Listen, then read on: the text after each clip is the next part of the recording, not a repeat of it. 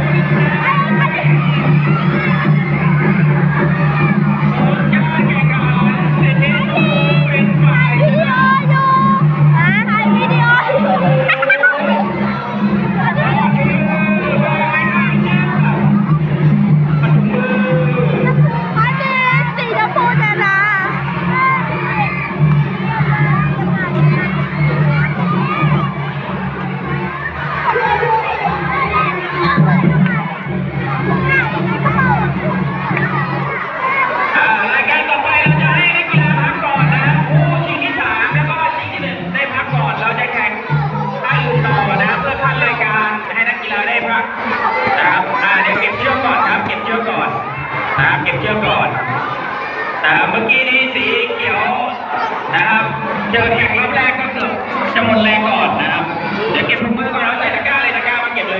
นะครับรายการต่อไปนะครับได้เตะจุดโทษนะครับเตะจุดโทษนะครับวิ่งโอ้โหโอ้วิ่งก่อนวิ่งผ่านก่อนทีวิ่งผ่านก่อนวิ่งผ่านก่อนวิ่งผ่านโอ้ยตูดเต็มเลย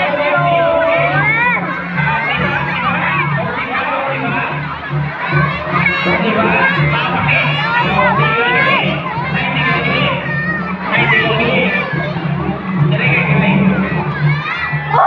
สีเราหมดเกลี้ยงหมดเลยเมื่อกี้มีทีเรา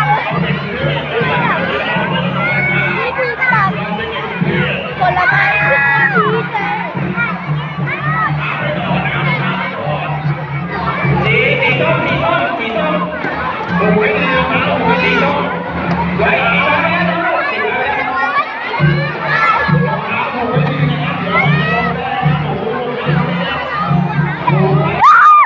เราชื่อเดอโยมาถ่ายคลิปเราอยู่สีส้มใช่จ้ะเราชื่อสีส้มเราต้องเอารางวัลให้ได้ใช่ไหมจ๊ะใช่มันดูผู้ชายวิ่งกันนะคะ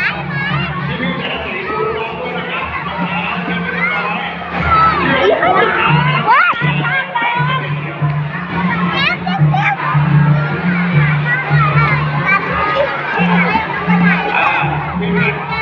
สีส้ม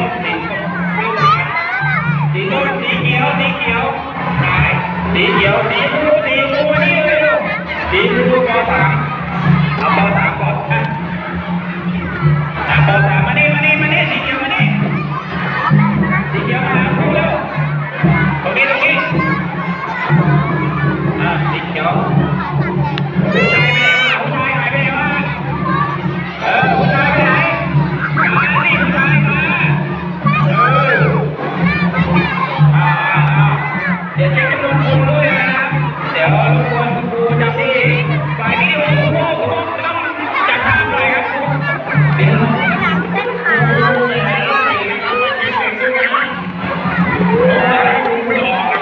ชายนะอย่างนั้น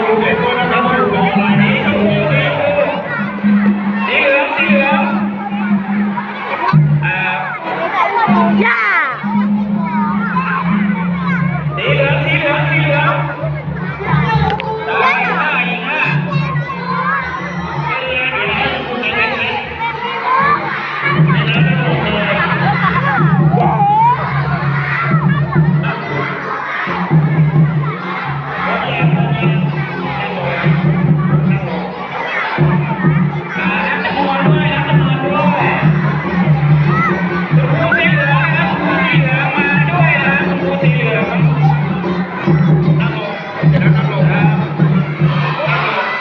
นั่งลง ให้ดอกไม้แข่งกันเหรอ ผมยางสีฟ้าผมยางสีไหนเขาแล้วนั่งลงก่อนสีไหนเขาแล้วนั่งลงก่อนได้ ไม่ด้วย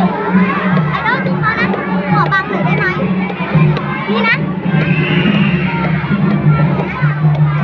มองดูก่อนมองดูก่อนมองดูก่อนมองดูก่อนได้มองดูก่อนเดี๋ยวอธิบายให้น้องฟังว่าเป็นยังไงทำยังไงก่อนหยุดก่อนแป๊บนึง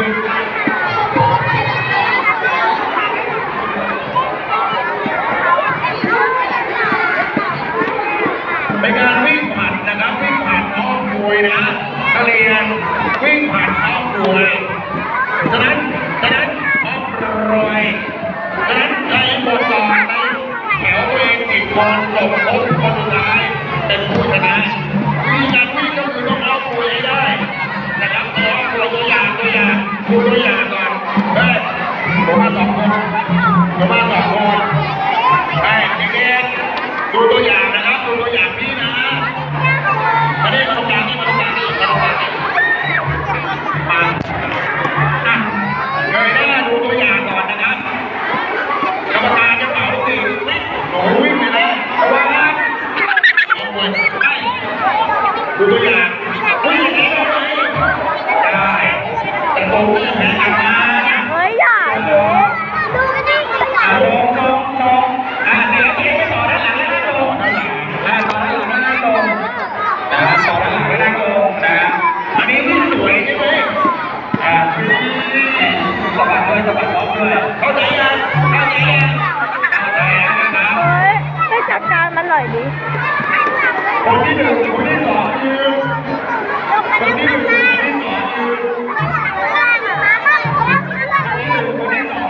นที่ 2ยืน1 กับ 2ยืน